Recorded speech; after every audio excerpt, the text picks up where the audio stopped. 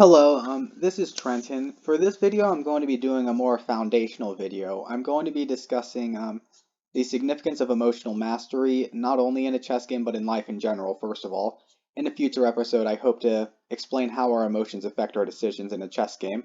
But for now, I want to lay the foundation of how important emotional mastery is in life in general. Um, I want to start off with discussing how humans are designed for survival. First of all, you have eyes so you can see, you have ears so you can hear, you have a heart. All of this is designed for your survival, and as humans, we are these biological survival machines.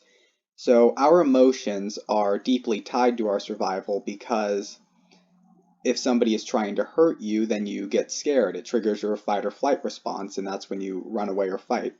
So these kinds of emotions are deeply tied to our survival, and this is why it can become difficult to master our emotions because they're impulsive, they're immediate, they're automatic.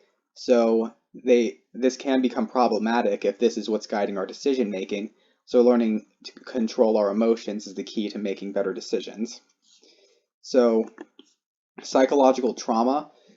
A lot of psychological trauma boils down to emotional mastery and coping with like the things that happened to you in the past, like anger issues maybe, or dealing dealing with trauma and coming to terms with all of your emotions and letting them flow through you as they may without necessarily acting on them. So accepting your emotions and then drawing power from them. Emotional mastery is one of the big keys to healing psychological trauma. Um, Suicide prevention is the reason why I think emotional mastery is so important because some people they get very frustrated with life and it can get so bad that they even kill themselves. Um, this is pretty tragic, and I think it's preventable if people learned how to master their emotions. If they learned how to cope with extremely intense emotions like anger, intense sadness, maybe incorporating certain like psychological, spiritual techniques, maybe this could help people and prevent them from killing themselves. Um, and if our society took emotional mastery more seriously, I think it would really save people's lives. The next one is crime prevention. Um, a lot of people who are criminals, they don't really think through the consequences of their actions. What they do is they act impulsively just out of their emotions, whatever they're feeling. And then when they act impulsively, they don't think things through, then they do something foolish, they do something destructive. This is why many criminals end up in jail. And if people learned how to control their emotions, then maybe it would prevent them from doing things like aggravated assault, for instance. Um, Controlling our anger and learning to get along with each other, this ties back into emotional mastery and creating a better society where we can coexist peacefully. So, I now want to share with you the most powerful teachings that I've found in emotional mastery so that you can start to appreciate just how powerful this can be. So, the first one I have is gratitude. This is deeply tied to the teachings of Buddhism and the limitations of desires. So, one reason people struggle to be grateful is that we are constantly seeking our desires, but when we get our desire, we desire more, then we desire more.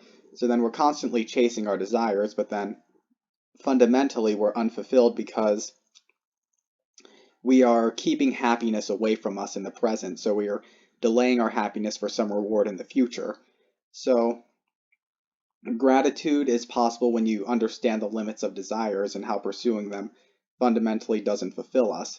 It allows you to be happy with who you are in the present, be happy with however your life is at the moment, even if it's not perfect, and try to be grateful for the things you have, who you are, and the progress you've made in life for what you have, because you could be chasing desires forever, but that's not enough to fulfill you. So understanding these limits is the key to developing gratitude. Another powerful point is blame. So, blame, it can create a cycle of hatred when somebody does one thing to you, you blame them for that, you hurt them for that, and then it goes back and forth. So, the cycle of hate is deeply tied to blame. So, one example would be slavery. Um, so, it's true that the Europeans, they went into Africa and they did take a lot of slaves, And then to this day, there are some parts of Africa that continue to, they continue to blame white people for slavery, but this is causing some extremists to go out of their way to hurt white people because they still blame them for slavery to this day. So this is part of the cycle of hatred, and it makes it hard for us to forgive each other and get along. What we need to understand ultimately is that blame is subjective, blame is relative, and blame is imaginary. Blame is part of our social survival mechanism, and this is how we condemn the things that are harmful to our survival. We call them evil, we call them bad, and then this leads to us trying to, in some ways, destroy it or get rid of it, punish it somehow. But if we understand that blame is imaginary, we are creating it, and it's subjective when we focus on certain facts to say you did this wrong, and then someone else focuses on different facts, they say you did this wrong, so I blame you.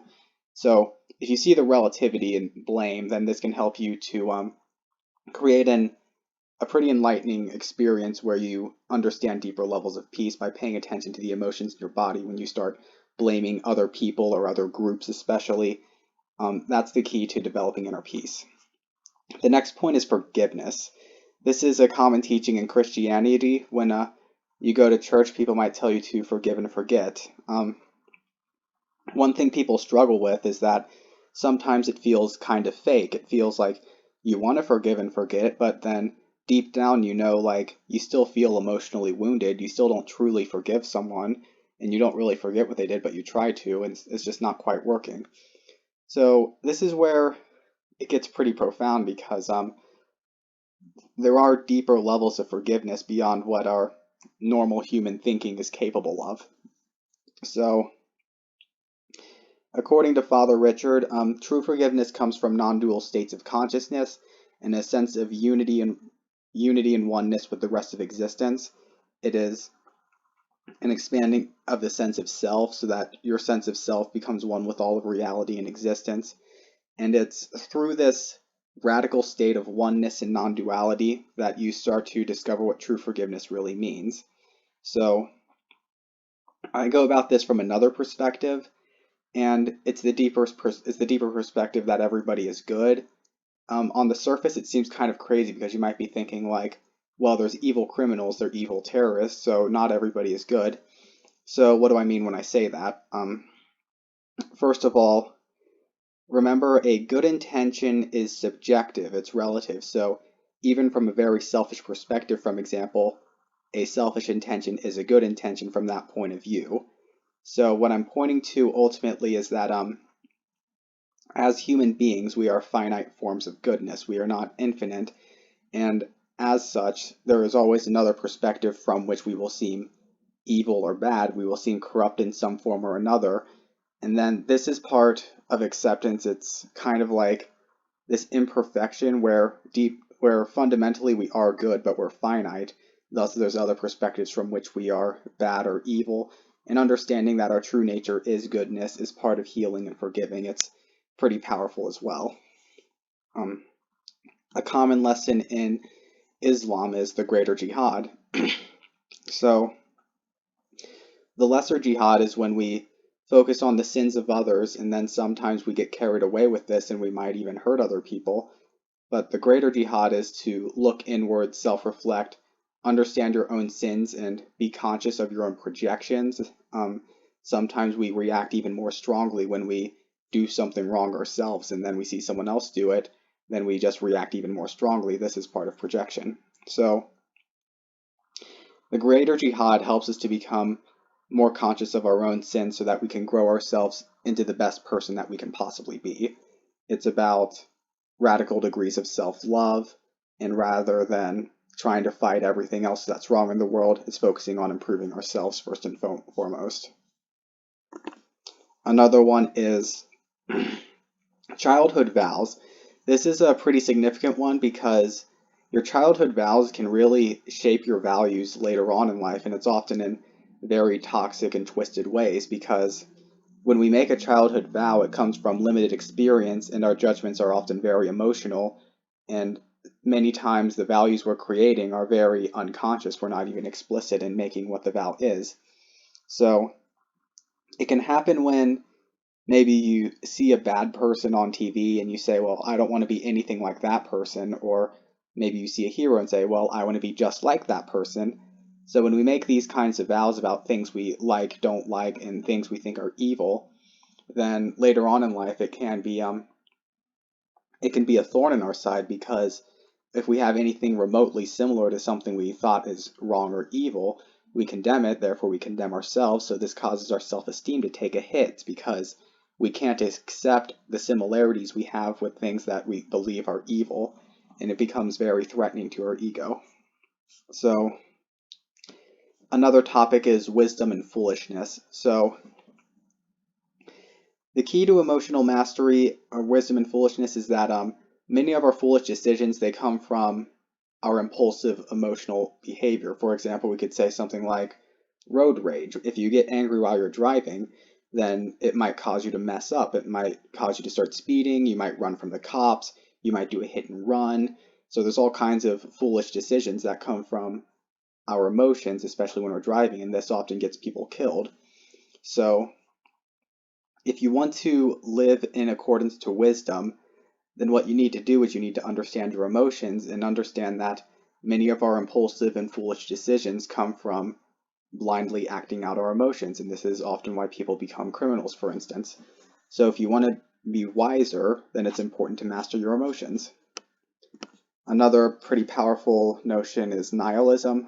A lot of people look at this and they struggle to cope with meaninglessness because they interpret it in a very negative and destructive way. They think, well, if everything is meaningless, then I have no purpose. What else? I feel lost in life. I don't know what to do. So there are equally true and more powerful ways to interpret this. So we could say that you are the source of all meaning. And although meaning is imaginary, ultimately it is us who is creating it. So, for example, meaninglessness, if we say it's depressing, then that's us creating meaning out of meaninglessness, even though meaninglessness itself is meaningless. It doesn't have to be depressing. It can mean that because there is no meaning, well, we can have whatever meaning we want in life because it's imaginary. We create our own meaning. So this can be much more powerful than getting defeated with things like nihilism, and understanding how to live life in a much more powerful way rather than having it be self-destructive. One powerful book, there's a few powerful books on emotional mastery, but one I like is The Sedona Method by Hale Dwoskin. So there's a lot of good concepts in this book, like understanding where your emotions are coming from. Are you seeking approval and disapproval? Because sometimes we try to make people mad because we don't like them. We want to distinguish our sense of self or our ego from them. We want to be different from them. So sometimes actively seeking disapproval or approval, this can become a thorn in our side when we're trying to control our emotions. Another one is something like holistic releasing, because sometimes we have conflicting desires, and then, for example, like wanting separation and wanting unity. If we have conflicting desires, it becomes problematic for our sense of internal integrity, so we create inner wars with ourselves. It becomes hard to create inner peace. And then when we become split in this way, it becomes hard to control our emotions. But if we learn to release our conflicting desires, this is how you create inner peace. This is how you can make your decisions from a more peaceful and calm place. So, Sedona Method, that's definitely a powerful book I recommend. So, next I wanted to point out how our emotions influence us in things like politics. So as you can see in the news, there's like a lot of people fighting. They get very angry, emotional, and ideological. And sometimes people think, well, the news is such a stressor that I don't think I want to look at it. I don't have control over these things. But I think it is pretty powerful to understand why it is that people get so emotional about these things. And then if we understood this, maybe it would help us to get along a little bit better. So I wanted to start with our physical survival. Many political issues are in some way or another indirectly threatening people's physical survival. So we'll say something like weapons of mass destruction. This can really terrify people, just this topic, because it's an existential threat to humanity if there's a nuclear war. So when people get very scared of weapons of mass destruction, it can cause them to make a lot of foolish decisions. So let's say Vladimir Putin, he starts talking like, if you don't stop sending weapons to Ukraine, I'm going to use nuclear weapons, and then people start getting scared, but they don't understand that what Putin is trying to do, he's trying to scare you, so that's actually what he wants you to do. He's trying to manipulate your emotions. So sometimes topics like weapons of mass destruction, it can lead to very major geopolitical mistakes. For example, the invasion of Iraq because of the thought that there might be weapons of mass destruction, but then it turned out to be wrong, and then it caused, well, a lot of backlash towards the United States, and then it really ruined our reputation as a nation. So understanding how to control our emotions, especially around very scary issues, it can help us to think calm and objectively, hopefully avoid major blunders such as the invasion of Iraq. There's also many political issues that threaten our economic survival. So our economic survival, people are ideological about it because it indirectly threatens your physical survival. If you can't pay the rent, you might go homeless. If you can't buy food, you'll starve. If you can't pay for health care, well, then maybe you'll die of your injuries. So there's a lot of various economic arguments, things that maybe the minimum wage, how are people gonna get by? So, and people are ideological about money and arguments like capitalism and socialism. It's ultimately about our economic survival and trying to make ends meet, for instance. A very interesting one is the collective identity crisis. So let's see. We have a lot of, so let me see. We can use the Civil War as an example. Do we want to be a nation where we have slavery or we don't have slavery? This is part of the collective identity crisis and it can lead to a civil war. Another example might be the civil rights movement. Do we want to be a place where blacks and whites are equal or do we want to have segregation? So all of this collective identity crisis, it continues to this day with our ongoing culture war. So we have issues like the secular left and the religious right. This is part of our identity crisis as well.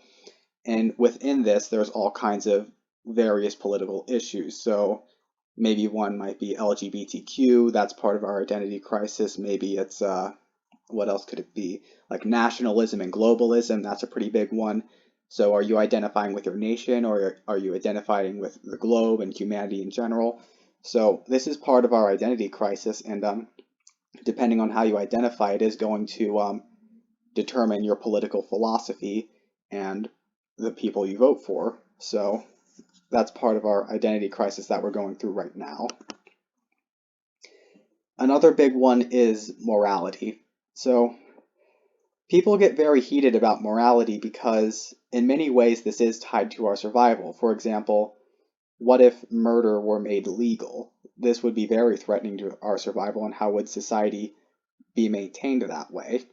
So people get very ideological about things like moral absolutism and moral relativism because these moral philosophies, they really threaten to undermine our survival strategy and how we are trying to survive as a society through our morals. So, and what should be legal, what should be illegal. This is heavily informed by our morality as well.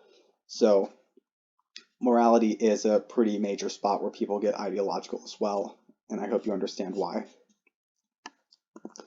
I would like to cover a few of these emotions and how they might influence how we think about politics. So let's say apathy. So people dealing with climate change, they might start to feel apathy because they feel like it's hopeless, they don't have any control over it. So they result to hedonism, they start partying, they start drinking, so they've kind of just given up. So understanding how giving up might influence your behavior, that's pretty important in politics. So maybe climate change is an example of thinking like, it's just a stressor, I don't want to follow all these things. So that can create some blind spots in your worldview when you're not following, not paying attention. Another one is fear. So as you've noticed, I hope you noticed that many political issues, they really play into your fears, like weapons of mass destruction, terrorism, maybe illegal immigration, maybe climate change, maybe something else. There's all kinds of things that really make people scared, and they oftentimes aren't thinking through everything very deeply, so they go off of a gut reaction, they make impulsive decisions. A lot of this is heavily driven by fear, and understanding how to not be driven immediately by your fears. Simply observe it, watch it pass, and then notice how it causes all these different thoughts to emerge and all of these impulsive decisions. So understanding fear is one of the keys to being good at politics. We have to control our fear.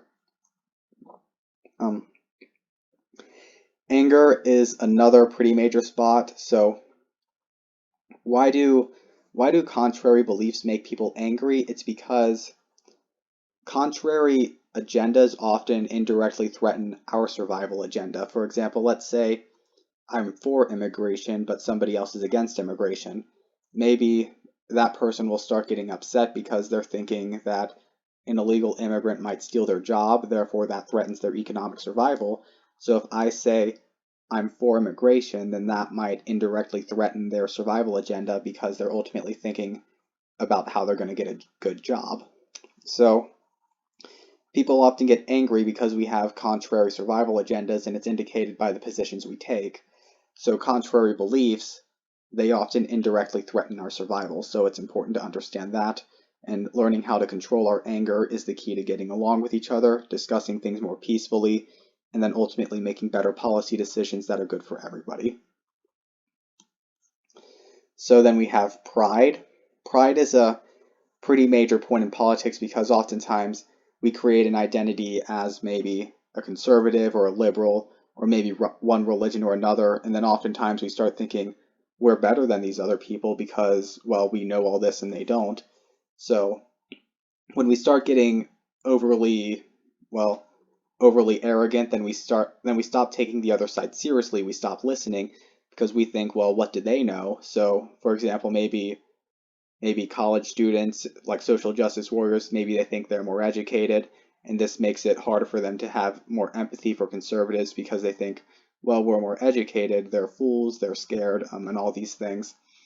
So we have to pay attention to this superiority complex, because when we do that, we're really alienating one another, and it's hard to get along, it's hard to understand one another, and then ultimately it becomes hard to make good political decisions.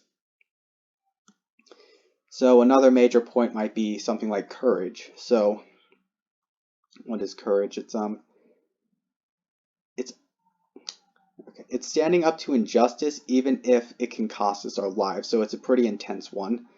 One example might be Martin Luther King and how he wanted to stand up against segregation. He wanted to stand up against racism, but then ultimately that cost him his life and somebody assassinated him. A similar example might be something in Syria where there were some scholars who started questioning Bashar al-Assad, and then he started making them political prisoners, and ultimately they were executed.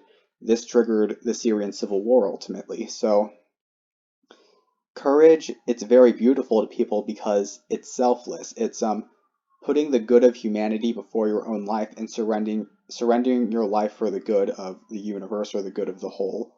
So courage is deeply selfless, and this is why people are so inspired by it, and it's so beautiful to them.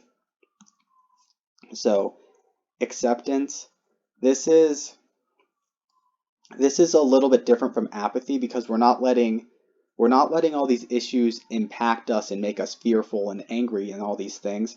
We understand the issues, we understand we don't have control over them, but rather than letting them weigh on our inner peace, we can still be happy in the moment for who we are, and we can find inner joy in being the best person that we can be and contributing to mankind in whatever way we can. So apathy, it comes from a place of giving up, not caring anymore, being defeated. Acceptance is a place of inner joy and trying to be the best person you can be, contribute to the world as you can. Well, maybe we don't control everything, but they don't have to really weigh on your mind. You don't have to maybe get so heated about these things. So this helps you to think more clearly, think more peacefully, think more calmly. So I hope I've laid a decent foundation of the importance of emotional mastery, because it's deeply tied to our survival. There's many powerful lessons from this, and I think it could really save people's lives if we taught them how to control their emotions. And if we did that, then I think the world would be a much better place. We would maybe ease our polarization. We would ease all of these strong emotions we feel during politics and all these heated debates. And even in your personal life, like if you're arguing with your spouse about money, that's a common argument because it threatens our economic survival. So if we learn to control our emotions, we can have more calmer discussions rather than getting so heated that it could even escalate to domestic violence and people can seriously get hurt that way. So I really think emotional mastery could save people's lives, and I hope one day our society takes this topic much more seriously because we're really missing out on the inner world and understanding our own mind and how we work as humans. So that all said, I hope you have learned something pretty powerful from this video. In the future, I am going to be making a video on emotional mastery in a chess game and how various emotions affect our decision making and how we react to certain moves, for example, and we get scared. So there's all kinds of things that emotional mastery can be applied to in a chess game because it can be applied to pretty much anything in life in general. So I am gonna make a video about that in the future, but I hope you definitely got something out of this, and I really hope it helps you to live the best life possible. So I wish you the best. Goodbye for now.